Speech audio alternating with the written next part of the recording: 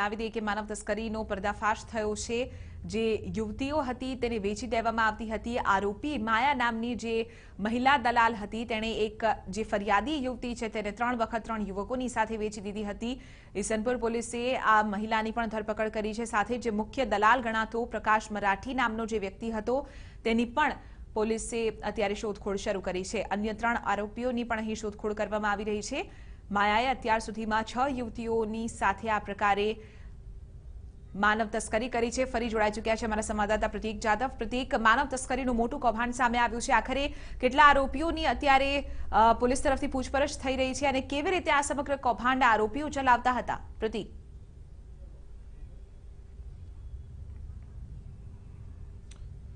ચિત્રા, ચોક્કસથી ઝોન 6 પોલીસને એક મોટી સફળતા મળી છે। 1.5 વર્ષ પૂર્વે જે યુવતી અમદાવાદના ઈસનપુર વિસ્તારમાંથી ગુમ થઈ હતી તેનો ભેટો થયો છે અને આ જે કૌભાંડની જે માસ્ટર માઇન્ડ હતી માયા તેને ઝડપી પાડવામાં આવી છે। મહત્વનું છે કે જે માયા ઝડપાઈ છે તેના કોર્ટે 7 તારીખ સુધીના રિમાન્ડ મંજૂર કર્યા છે અને આ જે મહિલા હતી તે સગીરા યુવતીઓનું અપહરણ કરીને તેને અલગ અલગ જગ્યાએ વહેંચી દેતી હતી। આ કૌભાંડનો પર્દાફાશ થયો છે। જો કે હજુ સુધી જે તેનો સૂત્રધાર અન્ય આરોપી છે તેની ધરપકડ કરવાની બાકી છે। ત્યારે આપણી સાથે પરિવારજનો જોડાયા છે, તેમની સાથે સીધી વાત કરીશું કયા પ્રકારે કૌભાંડ આરોપી ચલાવતા હતા। જે માયા જે ઝડપાઈ છે તે કયા પ્રકારે કૌભાંડ ચલાવતી હતી, કેવી રીતે આપની જે દીકરી છે તેનું અપહરણ થયું હતું? મારી દીકરી મંદિરે ગઈ હતી, ત્યાંથી દર્શન કરીને આવતા રસ્તામાંથી એનું અપહરણ કરવામાં આવ્યું હતું। અપહરણ કર્યા બાદ અમને બહુ તપાસ કરે, પોલીસમાં જાણવા જો લખી હતી ફરિયાદ, પછી બીજા દિવસે પાર્ટી એમને કરી હશે, મારી જોડે નિવેદન લીધું, ફોટા મંગાવ્યા, ફોટા આપી દીધા। એ પછી પોલીસ કે અમે જ્યારે જઈએ ત્યારે કે તપાસ કરી ચાલુ છે, તમને કંઈ ખબર હોય તો અમને કહો। કીધું અમને તો ક્યાંથી ખબર, પછી અમે બધે હોદ્યો ગમે તે બધે લખડ્યા, બધા આટલા વર્ષથી બધે શોધખોળ ચાલતી હતી। પણ હવે એટલું ભગવાનનું કહેવું, ભગવાનનું માનવું કે આપણે ભગવાનનો પાડ કે જે સામેવાળી વ્યક્તિ જેને છેલ્લે આવી આત્મા એ પાછા આપી ગયા।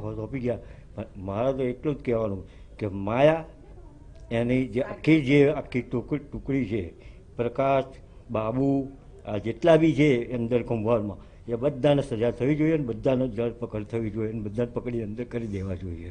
બિલકુલ, આપણી સાથે જે યુવતી પર છે જેનું અપહરણ થયું હતું તેની પાસે પૂછવાનો પ્રયાસ કર્યો કયા પ્રકારે ટોર્ચર તેને કરવામાં આવતું હતું। તમારું જ્યારે અપહરણ થયું ત્યારબાદ માયા દ્વારા તમને કયા પ્રકારનું ટોર્ચર કરવામાં આવતું, કે રીતે તેમને હેરાન કરવામાં આવતા હતા? દારૂ બારૂ બધું પીવડાવતા હતા અને મારઝૂર કરાવતા હતા। પછી કે સિગરેટ બિગરેટ બધું પીવડાવતા હતા। એની છોકરીને પણ સાચવતી હતી અને નિકોલને બધે ફેરવતી હતી અને વટવાયન મમ્મીનું ઘર છે ત્યાં બી લઈ જતી હતી। ચોક્કસથી યુવતીની માતા આપણી સાથે છે, તેમને પૂછવાનો પ્રયાસ કરીશું। આપની જે દીકરી અપહરણ થયું હતું ત્યારબાદ તેને ક્યાં ક્યાં લઈ જવામાં આવી હતી, કોને કોને વેચવામાં આવી હતી અને કેટલા રૂપિયામાં વેચવામાં આવી હતી? શું કહીશો, આરોપી મહિલા ઝડપાઈ ચૂકી છે, કયા પ્રકારની સજા તેને થવી જોઈએ? હું તો જાણું છું ત્યાં સુધી એને છોડવી જ ના જોઈએ, એને પૂરી સજા થવી જોઈએ। આજે એની છોકરી છે, એની છોકરીને બી એટલી જ એને બી ખબર પડવી જોઈએ કે આજે મારી છોકરી જોડે બી આવું થવું જોઈએ। હું તો એટલું જ માનીશ। અને મારી છોકરીને એ અહીંયાથી રામોલ લઈ ગઈ, રામોલ 4 મહિના રાખી છે એને, 4 મહિના એને એટલી ગોદી રાખી છે એને મારઝૂડ કોડતી, દારૂ, સિગારેટ, કે આજે નોનવેજ જે અમારા ઘરમાં ચાલતું નથી, આજે નોનવેજ એને બધું જ ખવડાવતી, એને એવી પરિસ્થિતિમાં રાખતી હતી કે ના પૂછો। એને 3 થી 4 જગ્યાએ મેરેજ કરાયા અને ધમકાવતી બરોબર, કે છે કે તું આમ નહીં કરે તો તને આમ કરીશ, આમ નહીં કરે તો આમ કરીશ, બરોબર।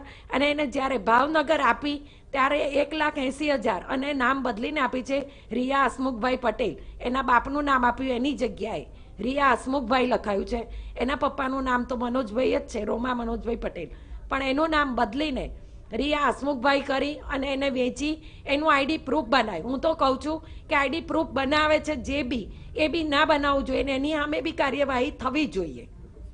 ચોક્કસથી ખાસ કરીને જે રીતે માયા અને તેના જે સાગરીતો આ કૌભાંડ ચલાવતા હતા, યુવતીઓનું અપહરણ કરીને તેના જે ઓળખ બદલી નાખતા હતા અને તેને અલગ અલગ જગ્યાએ વેચીને રૂપિયા કમાતા હતા અને જે યુવતીઓ છે તેમને પણ અલગ અલગ જગ્યાએ વેચીને કૌભાંડ આચરતા હતા। હાલ ઈસનપુર પોલીસે આ માયા તેમજ તેના સાગરીતો સામે ગુનો નોંધીને વધુ તપાસ હાથ ધરી છે।